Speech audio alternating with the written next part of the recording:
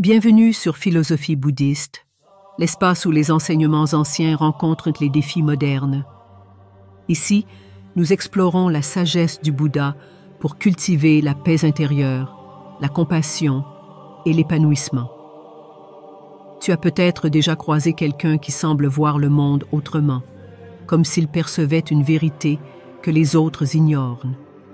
Ces personnes paraissent détachées des préoccupations habituelles, presque étrangères aux règles du jeu social. Elles parlent de profondeur, d'introspection, d'une réalité au-delà des apparences. Mais au lieu d'être compris, elles sont souvent rejetées, jugées, mises à l'écart.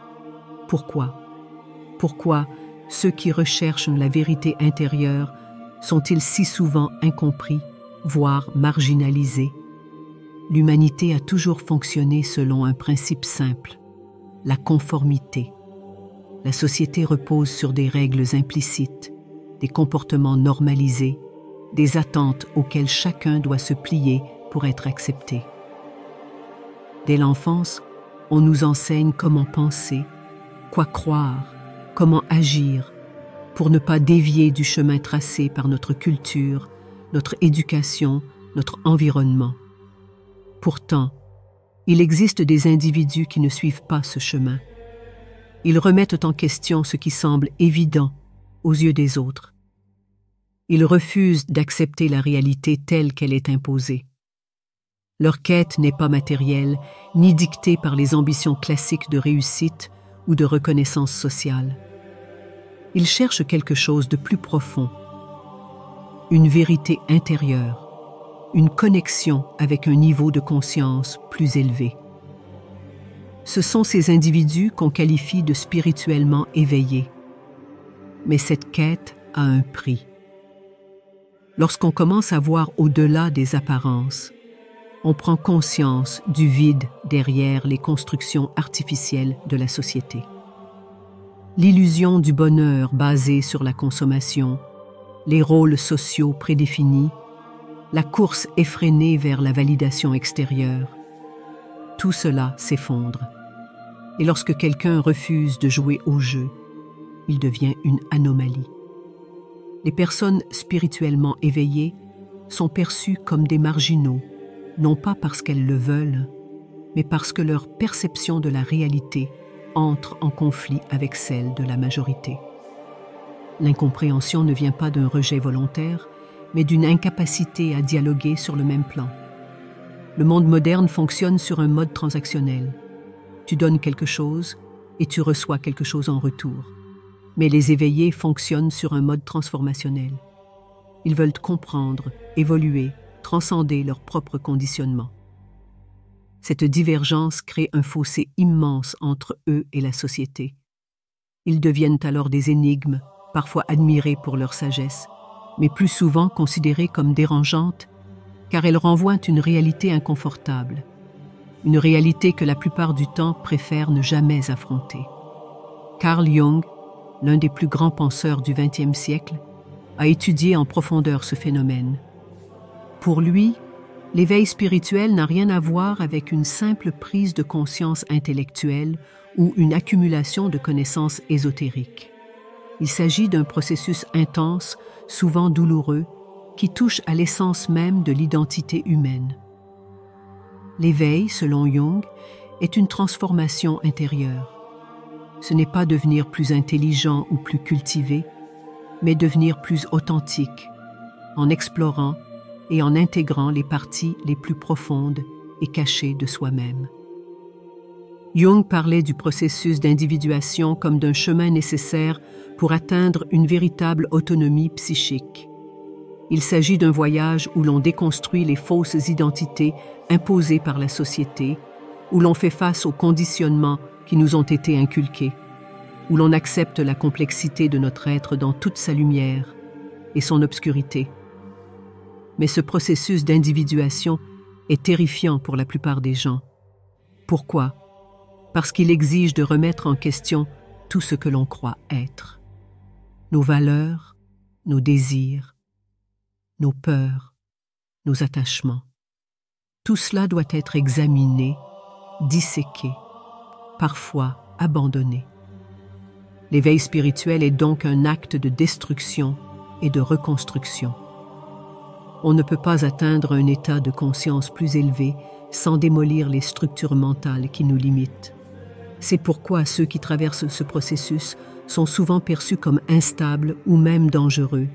Ils brisent les illusions auxquelles les autres s'accrochent désespérément.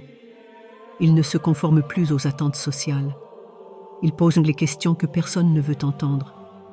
Et le pire dans tout ça, ils ne peuvent pas faire marche arrière.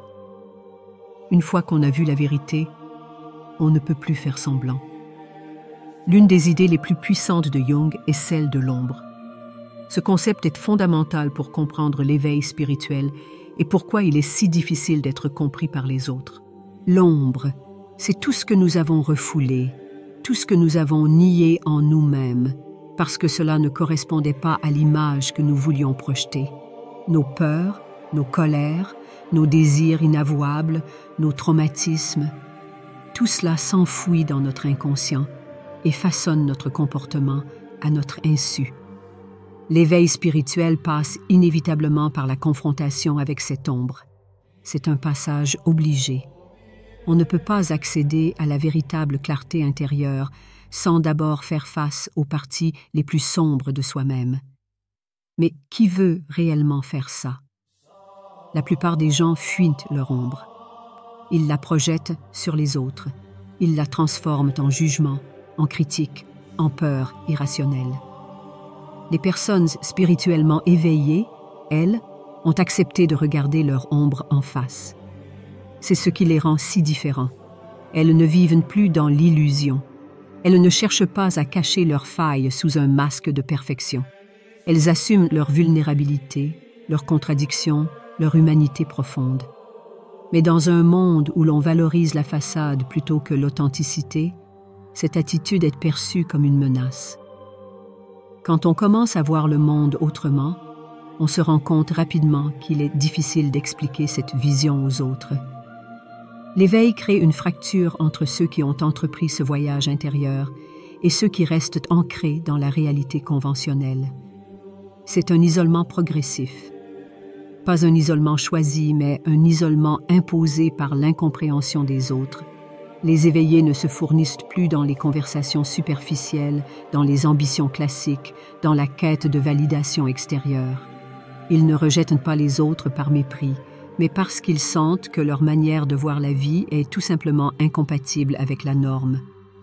Ils sont souvent perçus comme des excentriques, des rêveurs, des marginaux, certains les admirant, mais de loin, sans jamais chercher à comprendre ce qu'ils vivent réellement. L'éveil, contrairement à ce que l'on pourrait croire, n'est pas un état de béatitude permanente. C'est une lutte quotidienne contre l'incompréhension, la solitude, parfois même le rejet. Mais au bout du chemin, il y a une récompense, une liberté intérieure absolue, car lorsque l'on cesse de chercher l'approbation des autres, lorsque l'on accepte d'être seul plutôt que de vivre dans l'illusion, on découvre une paix que rien ni personne ne peut nous enlever. Si cette quête de vérité te parle, si tu ressens en toi cette déconnexion avec la société, alors sache que tu n'es pas seul. Ce chemin est difficile, mais il mène à une forme de liberté que peu de gens connaissent. Abonne-toi pour d'autres explorations sur l'éveil et la quête intérieure. Certains voient la vie comme une série d'événements logiques, une accumulation de faits concrets, un chemin tracé où tout doit être structuré et compréhensible. Mais d'autres perçoivent un autre niveau de réalité, où chaque situation cache une signification plus profonde, où les coïncidences ne sont pas anodines, où les rêves semblent transmettre des messages voilés. Ces individus vivent dans un monde tissé de symboles et de synchronicité, un monde que peu peuvent comprendre. Et c'est précisément pour cette raison qu'ils sont si souvent incompris. La société moderne repose sur une vision matérialiste et rationnelle du monde. Tout doit être mesurable, explicable, conforme aux principes de la logique. Pourtant, des milliers d'années de traditions spirituelles et philosophiques témoignent d'une autre manière d'interpréter la réalité, une perception symbolique, où chaque élément du quotidien porte en lui un sens caché.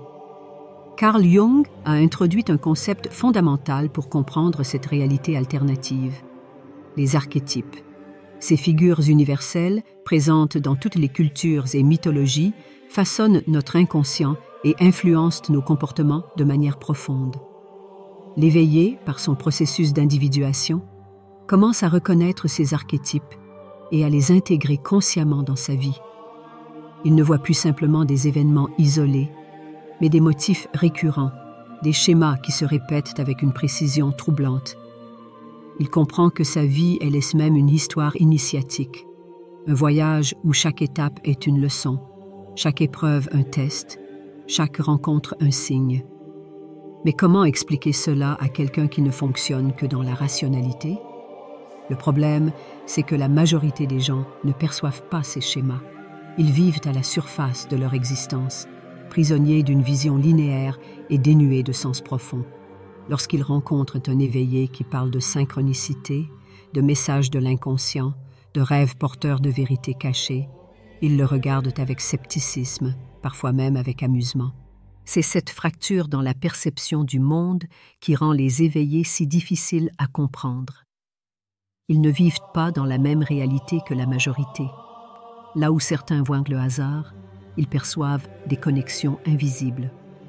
Là où d'autres ne voient qu'un simple choix, ils ressentent l'écho d'un destin en mouvement. Ils ne sont pas fous. Ils sont simplement connectés à une vérité que la plupart ne peuvent ou ne veulent pas voir.